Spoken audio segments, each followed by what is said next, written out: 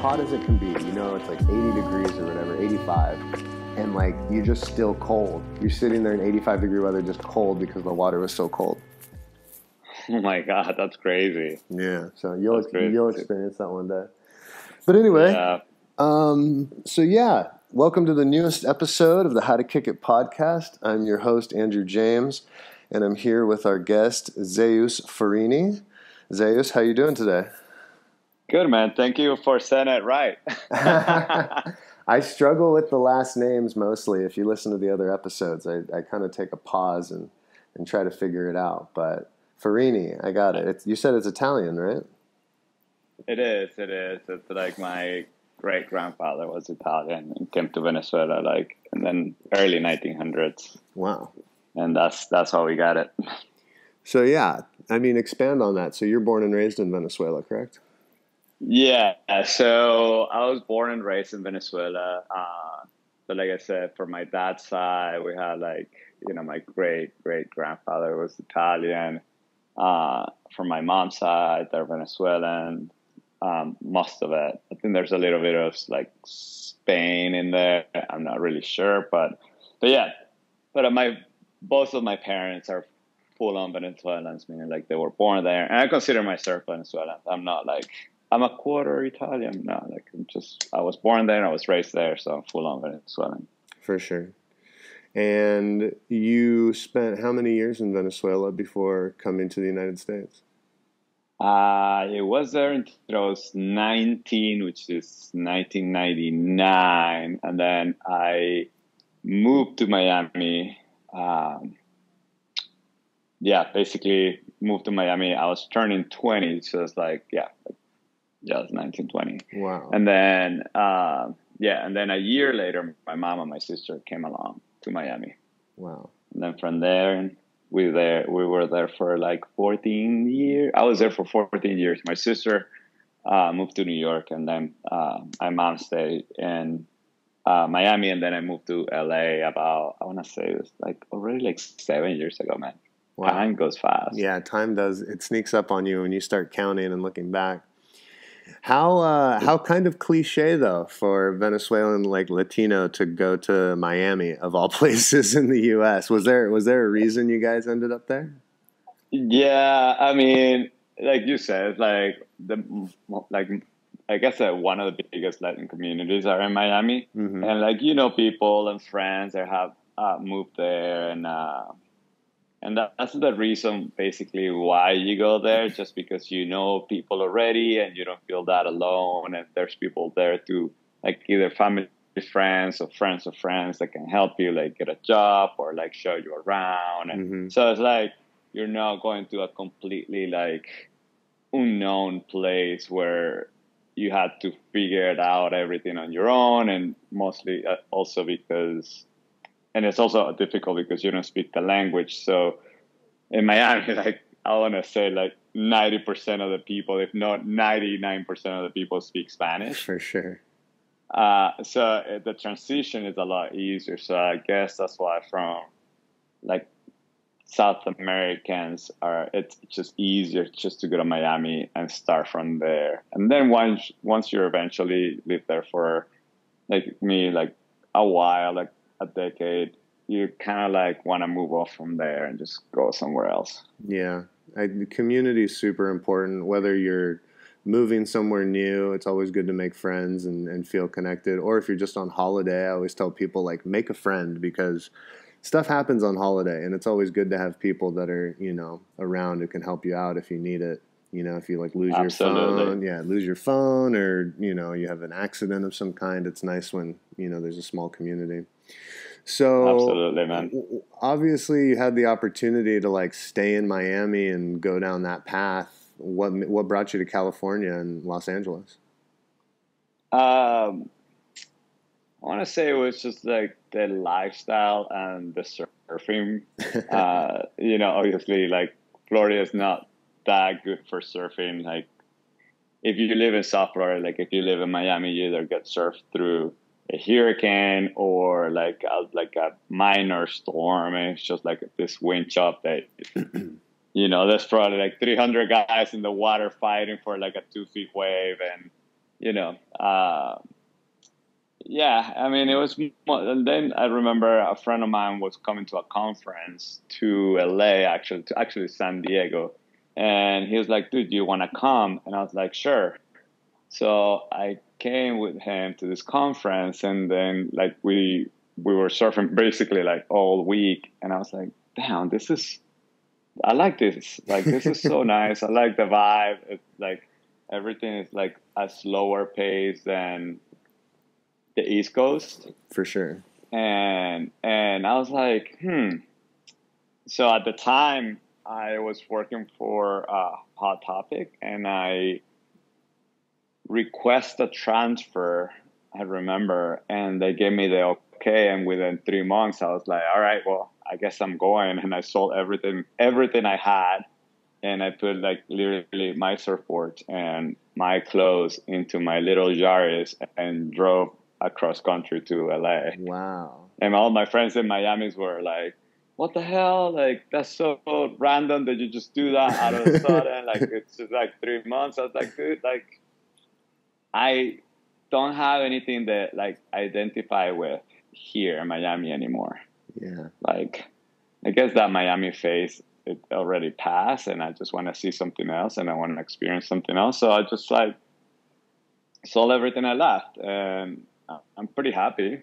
Like, I love LA, even though it has its things. But yeah, I mean, it's, you know how it is. Yeah, living in LA for the last 2 years off and on, I definitely I really like it on some level. I do have my criticisms. I'm obviously not there now. But yeah, man, you and I specifically have had some really good times in LA. We've had some good food, some good surf. So like if you meet the right people, it doesn't matter where you are because you can have, everything that you like to do and a good community. That's correct. Yeah. So for the people that don't know already, Zeus is I believe is co-owner, founder, operator of the Arepas Stand in Los Angeles. Why don't you explain to people what arepas are?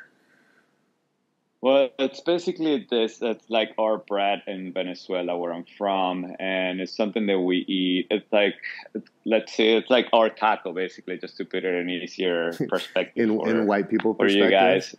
guys. Yeah, exactly. It's like imagine going to Mexico and finding tacos everywhere. It's the same thing in Venezuela. You go to Venezuela and you find like an arepa place in every corner.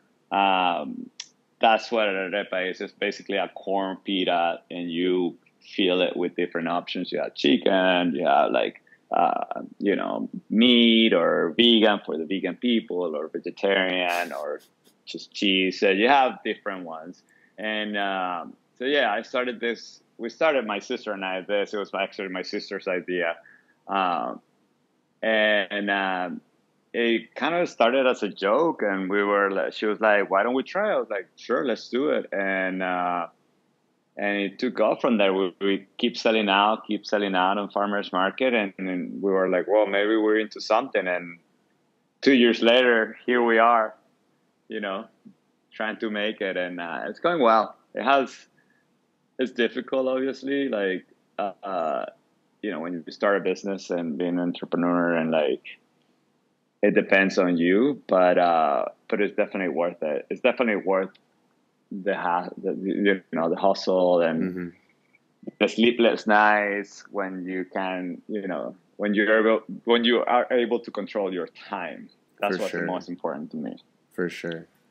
Yeah, man. I remember when you were talking about the idea, it was so foreign to me. Like I just didn't know what an arepa was, and I was just like, oh, you're going to like do your own thing on the side? Like, that's cool. I mean, best of luck. And then all of a sudden it was like, oh yeah, we're in this farmer's market and we're in this farmer's market and we got to hire more people and we're doing some branding stuff. And you're like, oh, I'm actually working at 2 places on the same day. And you just got so much momentum out. And then I remember you ended up quitting the job at the surf shop that you were working at and just going full arepa. And I was so impressed because a lot of people feel like they miss the boat with some of these entrepreneurial opportunities. They get to a certain age or a certain place career-wise, and they're just like, I wanted to do this thing, but I'm having so much consistency and relative success with my job. I'm not going to like seek out my own business. And for you guys to do it, not only like as a team, but like your brother and sister, and I know your mom helps out as well. I think that's so cool, man. And I just like, I tell everybody in LA, like, okay, you got to go to Mar Vista on this day, or you got to go to Playa on this day. Do you have a set schedule right now that you can tell people about?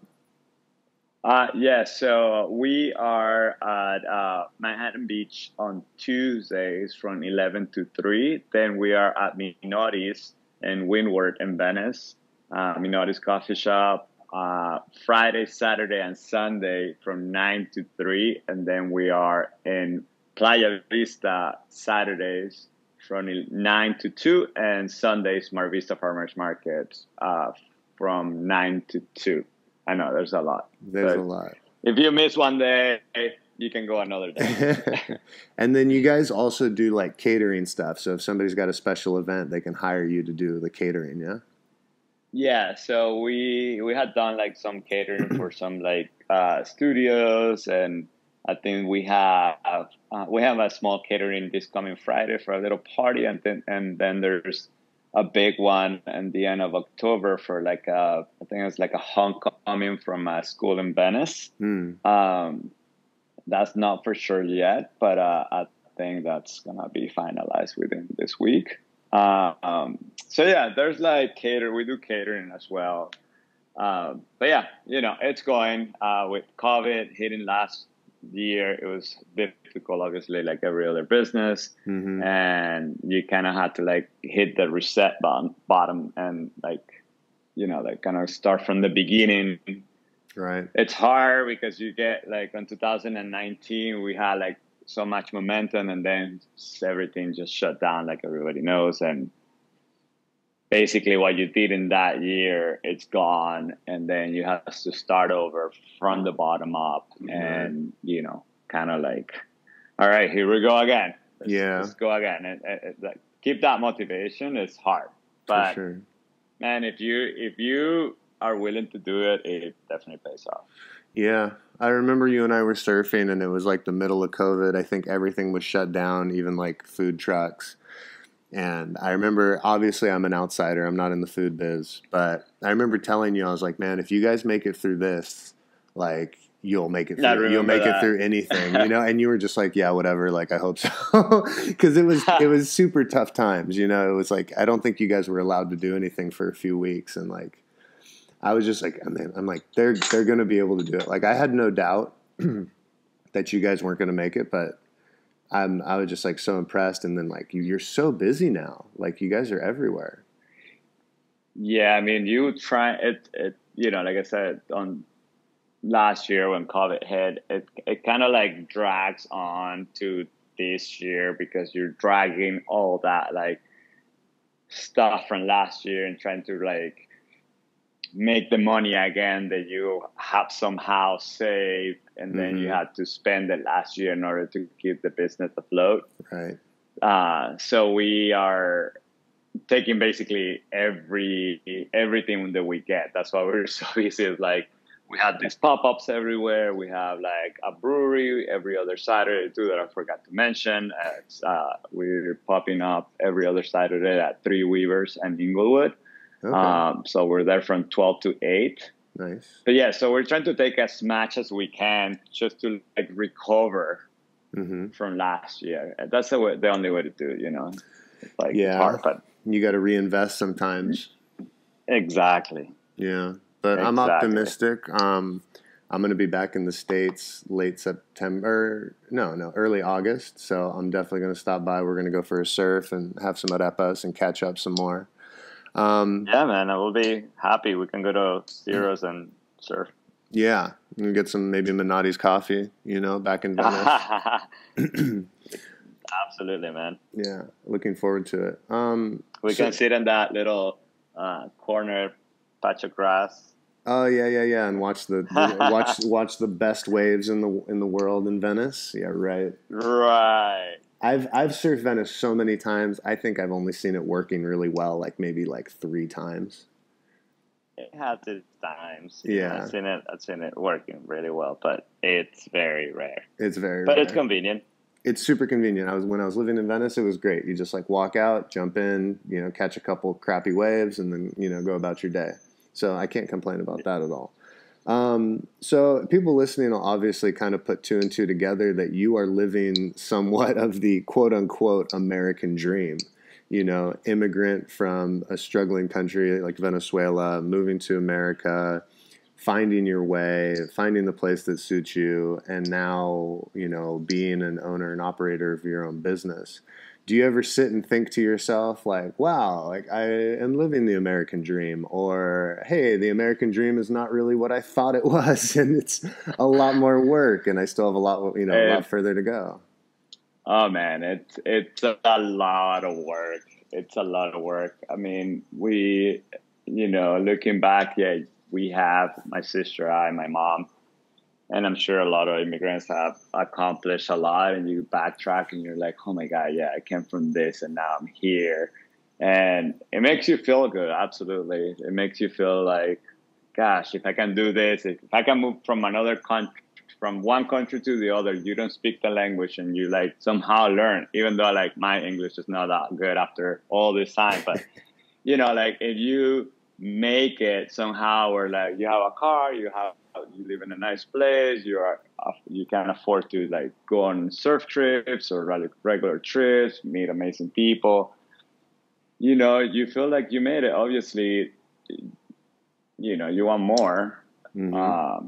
and you want to have, like uh, be financially stable, meaning like be comfortable. For sure. But that's like everything. It's like it takes a lot of work, and yeah, people. It's funny you said that. Like people think that it's not a lot of work when you move here. It is a lot of work. It is to get that dream or to see that dream happen. It takes a lot of work, and it's funny because people in South America that live there, or in my country, in Venezuela, think like, oh, you live here, you must make tons of money because you go and spend 3 months in Bali, or like you go to Southeast Asia and spend a year. I was like, no, I bust my ass Yeah, to make that happen. Like you don't know how much I save and for how long and how hard I work and how many hours I work to make that happen. for sure. So yeah, Yeah, a lot of people see the pretty pictures in special locations and they think that you just do that all the time. And it's like, you have to keep reminding people that social media is not real. it's 90%, not. yeah, 90% of the time you're busting your ass just to get that little window of time that you can, capture the moment and push it out on the internet and everybody can see what's going on, but it's not really real. My mom is actually an immigrant from Peru, and when she came to the States, initially her friends and family I think were more like helpful and supportive, and I mean they're still very helpful and supportive, but she kind of experienced something similar. Like after spending enough time here, people started thinking like, oh, you must be rich now because you're in America, and you must like have all this money and be able to do all these things because you're in the wealthiest country in the world. And it's like, that's not really how it works. It's like It's not. you're in the wealthiest country in the world and everything is really expensive. Like your money And more doesn't here go in far. LA. Yeah, for sure. LA is bananas sometimes. But yeah, it's a concept that's lost because, like, yeah, maybe you're making more money, but just the basic things, like you want to go to the store and buy beans and rice, it's like it's a lot more expensive than anywhere else. I mean, like the rent by itself, it's just it's one of the most expensive like real estates in the States besides New York. Yeah, I So mean, like you're paying, maybe for what you pay, I don't know, $2,000 for a one room here in LA. You pay like a 3 and 2 in Texas, but then again, nothing against Texas, but I wouldn't live in Texas even if it's like free. they gotta build a wave machine there. If they can build a wave machine, might sway me. I might consider moving over there. Well, they're gonna be built a wave machine here in the desert as well, like Oh, around like Palm Springs. I heard about that. Yeah, and then you got Yep. like So Kelly Slater's Wave Ranch too. Is it? Are those things open to the public, or like do you have to have like special invite? Like, what's the deal with that?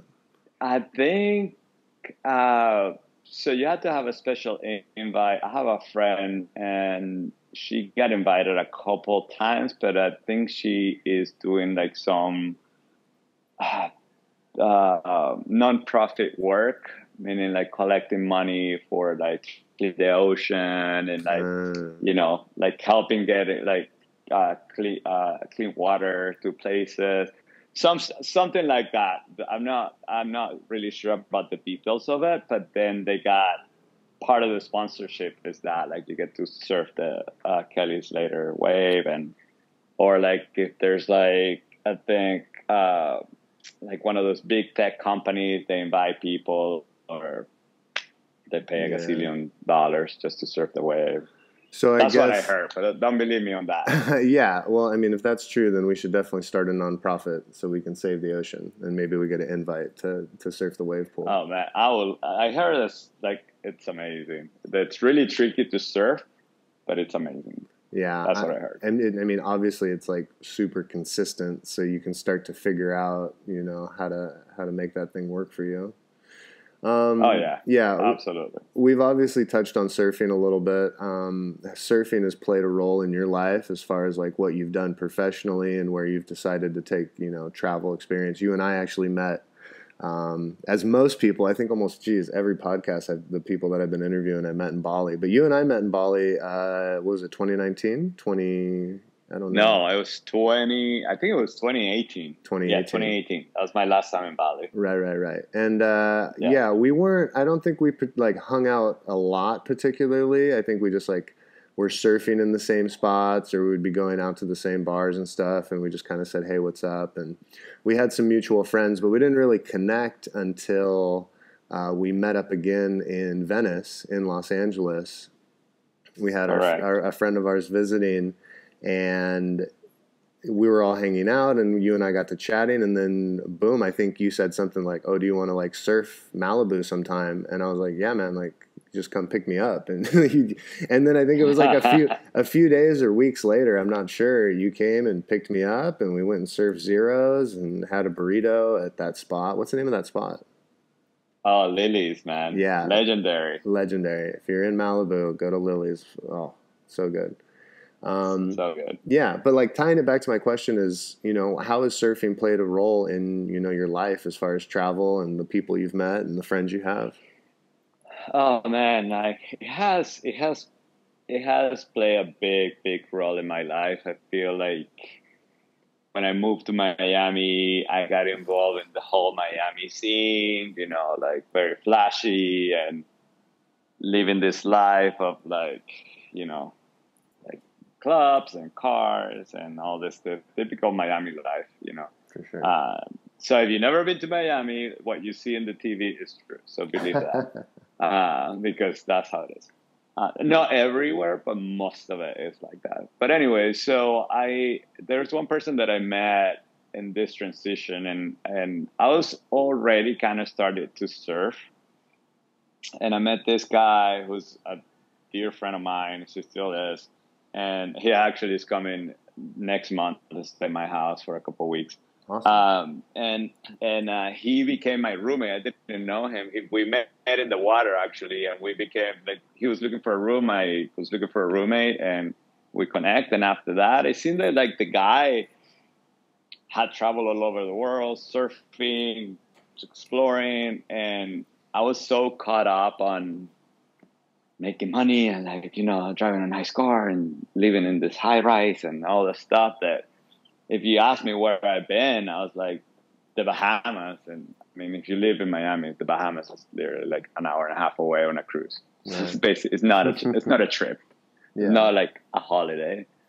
And he's been to like Costa Rica, all over Europe, Asia. And I was like, man, and he's like, dude, you just have to, figure it out, like save some money, and I started like looking at my life, and I remember we took a surf trip to Nicaragua, and it had such a great time.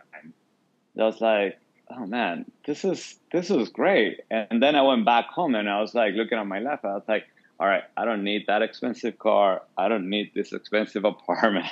And I started getting rid of stuff, like all the extra money that I was paying. I was like, I can save all this money. I know that it's probably like people have heard this before a bunch of times, but I mean, it's true. Like, I Yeah. was like, well, I'm just going to save all this money just to go and surf. Yeah. And that's how it happened. So I started to try like taking more surf trips, and I just got so hooked up to it that every trip was like, let's go to Costa Rica, let's go to Nicaragua, let's go to Panama, let's do this, let's do that, let's go to Bali. I remember I went to Bali with my friend Isaac for the first time. We spent there a month, and I was just like, oh my god, like my head was so big of like thinking like, oh my god, this is it, this is amazing. Yeah. And yeah, man, and that's how basically it changed everything for me. And I was like, you know what, when after I came back from all these trips, I was like, I don't belong here anymore in Miami. Like, I Mm. want to be able to surf mostly every day. I was like, what's the best place? Well, let's move to California. And here I am. Nice, man. Yeah, it's But it definitely changed you. But yeah. I mean, I picked up surfing in like 2017. I was fortunate enough to have the opportunity to surf twice a day, every day. So, while I don't consider myself a great surfer, I think I have, more than 4 years of experience just because of how frequent I was able to go. And I was able to surf some like difficult spots, and I learned a lot. I spent a year and a half in Indo. Surfed in Sri Lanka, surfing in California, obviously, in Santa Barbara, LA. And then I got to spend a year in Hawaii surfing there. So I'd like to think, while it's only been 4 years, maybe I have 8 years of experience. Maybe it doesn't look like that, but I'm still trying. I still take it serious. And, the surf trips are so much more than just surfing. If you're a surfer, you already know that. If you don't surf, you spend a lot of time with logistics, getting your board, getting all your stuff, getting from location from A to B, waking up early, going surfing. But there's a lot of downtime. You can't just surf oh yeah, for the whole day. So you have a lot of conversations with people, like nice meals. Maybe you go out for drinks, and it's a whole thing. And when you're not surfing, you're meeting people, and surfing and traveling, they're just so complementary. You can't do one without the other. yeah. It's amazing. Also, like you said, the wonderful people that you meet when you go into these trips, and how you connect with these people. And oh my God, I mean, I met you in Bali, like Mm-hmm. surfing, and we're still really good friends. I met a bunch of my really good friends as well that don't live in the States, that live in Europe or in Australia. But you meet such a like amount of amazing people that you connect, and you're still connecting, like, hey, what's up? And like, I have friends that have come to LA and stay here, and and I've been to Europe and stay in their homes, and they've been very welcoming. And so that's one of like besides obviously the surfing, but like meeting these amazing people, it's so, I don't know, it makes you happy. Yeah.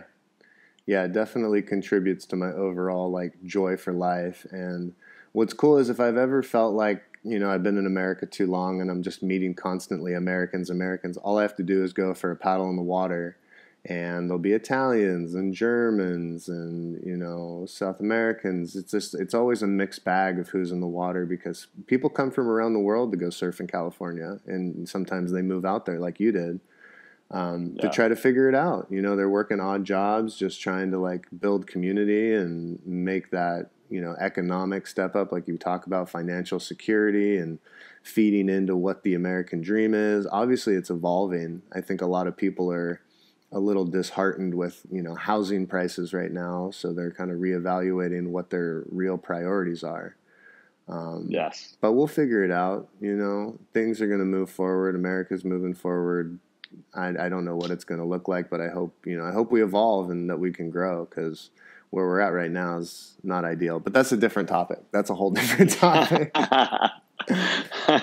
I was gonna say, like, about the downtime. It's funny that this just came to my mind that one of the most difficult things, if you have never traveled, and this is for the people that just like work in corporate and never actually travel. I worked in corporate before, and the hardest time when you quit and you want to take a trip, a long trip, I'm saying, like, if you want to go for a sabbatical for a year, like I did too, and one of the most difficult things to learn is not to do anything. Mm-hmm. I don't know if that makes any sense to whoever is listening, but it is the most difficult things to do when you have no schedule. Yeah. And you're like, all right. I remember the first couple of weeks when I was in Bangkok, I was like, I'm going to hit this temple. I'm going to hit this and this and this and this and this. And I was like, I still have 11 months to go. like, dude, chill. If you don't do something one day, it's okay.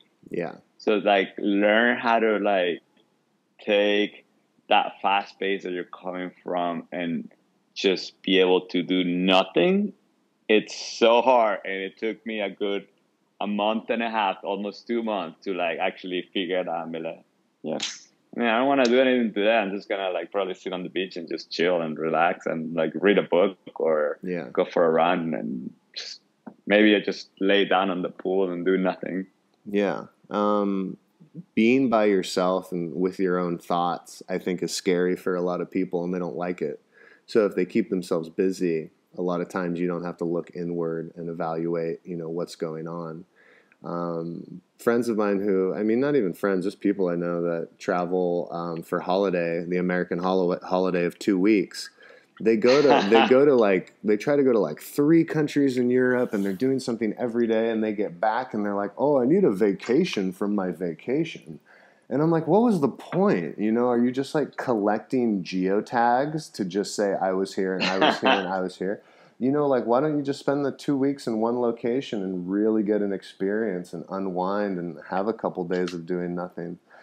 Not to be critical, like I encourage people to travel in whatever way, shape, and form they like. I just hear people be critical of their own trip, where they're like, oh, I wish I would have done this, and I wish I would. Then I was like, why don't you do it? Because I know you're like, in a year from now, you're going to get another 2 week holiday, and you're going to go do the same thing. You're going to overdrink, overeat, get sunburn, and run around and see all 50 things in 2 weeks. And then you're going to come back and say the same thing. It's like we're like stuck in a loop. Yeah, either that or they get all inclusive, and they don't go out. They get that rest, but they don't go out and explore and see, like, what else is in there, or like try like the local food, or you don't have to do that much, but like they don't actually step out of the resort, which is like the other.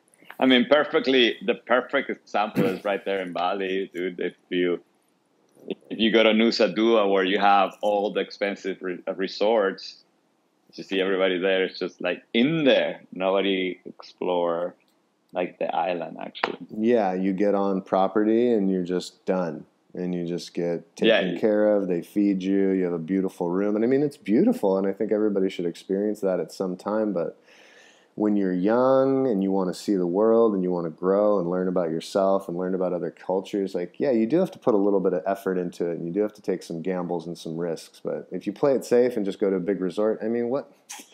I don't know. I'm obviously biased. You're obviously a little critical of it as well. But yeah. I mean, I did it. Don't get me wrong, and I respect people that does that, and like it's cool. I did it. I was part of it at one point in my life. It's just, like for me, and it's like, it's like spending, for me, like going to a nice hotel and let's say spending $600 a night. It's a little ridiculous when I know that I can spend 100 in a nice clean hotel and I spend the other 500 doing stuff, like You maybe. can buy a nice used surfboard for $500. You know what I Yeah, exactly. Oh no, mean? like like maybe just like go to like a cool little restaurant around, or like stretch my money to stay longer. Yeah. But that's me. But I respect the people that also spend that amount of money, because that's what they enjoy to be in a nice room and in a nice hotel, which is fine. I mean, if I had the money, I'll do it probably for Yeah. one night. Yeah, exactly. I like to, I mean, obviously, I've been living abroad off and on for the last couple years. And now that I'm back out here, I kind of do some of the same stuff. I'm like, what is the cheapest accommodation that I feel comfortable in? And that's kind of where I want to be, but it also needs to have a nice vibe.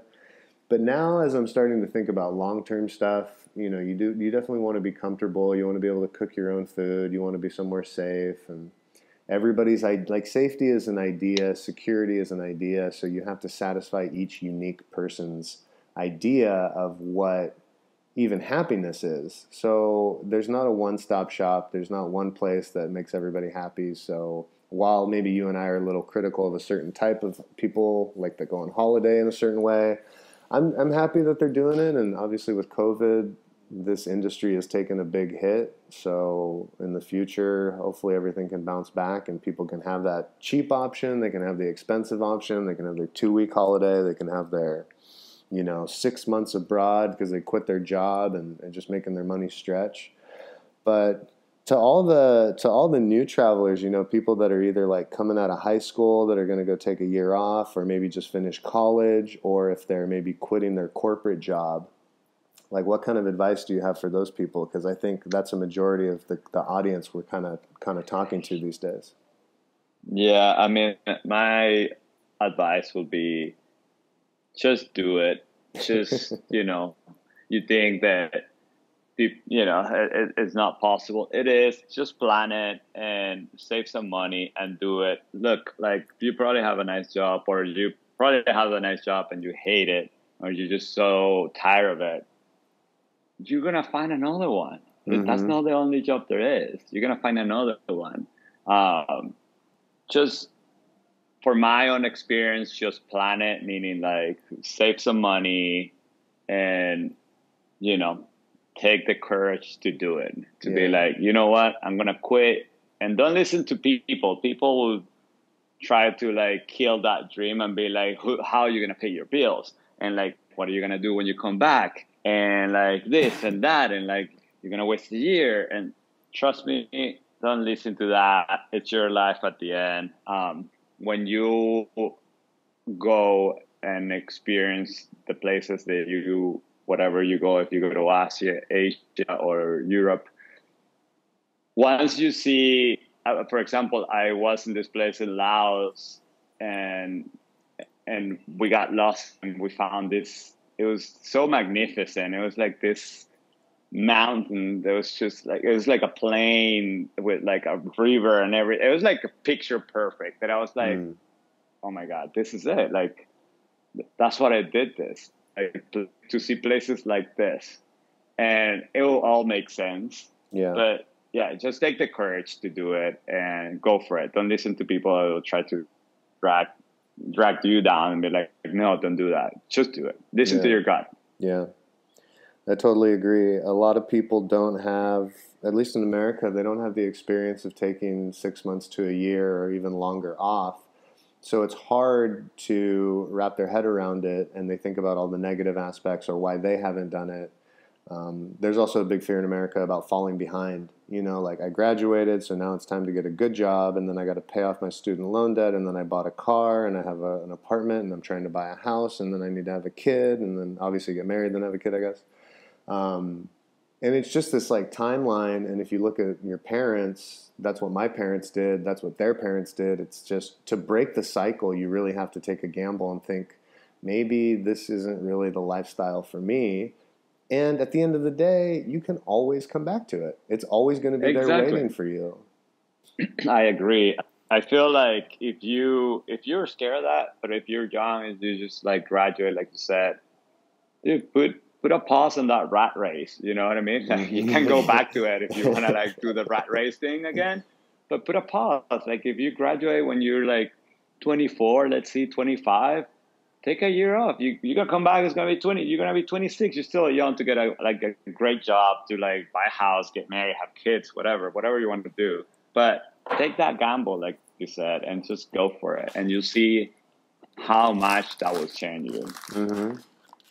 Yeah, the people you meet can be such a big impact in your life, and if you're just meeting people from your surrounding area or just your home country, like, yeah, maybe you'll be super specialized in that sector, but getting a broader scope, I think it sounds kind of silly, but at least from my perspective, it just makes you more appreciative, and it makes you even, it does. Yeah. And like, while I have like additional criticisms of America, I also really, I also really appreciate what it offers as well. So it's like I have different criticisms and different appreciations, because I know there's some places like you can't drink the water out of the tap, you know. There's not really a safety net for the economy in certain countries. While people are like super critical of the American healthcare system, there's other places that they just won't even help you at all. Like, at least America will help you and give you a bill. You know, there's a lot of places they're like, hey, do you have money? And you're like, no, I'm dying. And they're like, well, if you don't have any money, we can't help you. So sorry, bye.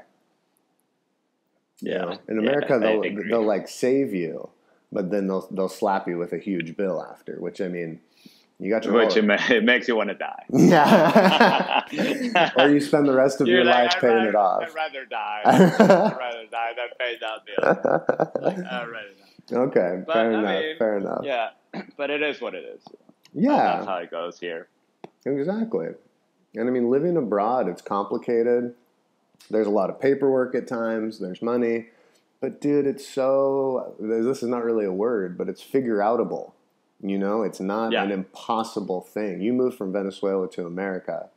You know, that was obviously not an easy transition. And then you moved from Miami to California, which is huge as well. And now you have your own business, and you brought your culture into the Los Angeles community. You guys are such a big part of the community now, too. I see some of my friends that have gone to the Arepas Stand. We have a mutual friend, the paddle tennis guy, Wolf. Oh, Wolf, yeah. Yeah, he's always posting Arepas stuff. Yep. Good dude. Miss you, Wolf, if you're listening. Yeah, good dude. Yeah. Good dude. Yeah, he has brought a bunch of the paddle community to the Arepas Stand, which is great. We love that support from the community. Him, like the people from like minorities as well, like the farmers market, and some other business that like recommend the Arepas Stand, and it's good. It's cool to show people, you know, a little, like you said, a little bit of our country. Yeah. Like a little bit of Venezuela, and like kind of like tell them a little bit of our culture. Yeah. Well, I'm like super stoked you came on here and shared this story, because I think a lot of people that have gone to the Arepas Stand, I don't think they know the full picture. They probably just think like, oh, there's some Venezuelan people that make some good food. They don't know the backstory. They don't know the backstory. So hopefully this will shed some light on what's going on. We haven't been talking particularly too long, but I just want to kind of open the floor up to you if there's anything you wanted to touch on or talk about, and, you know, just your life experience and what's brought you to this point. I mean, to be honest, I just want to be grateful for what I have, for the company that I have with my sister, and how important family is. And I love having, you know, a family business.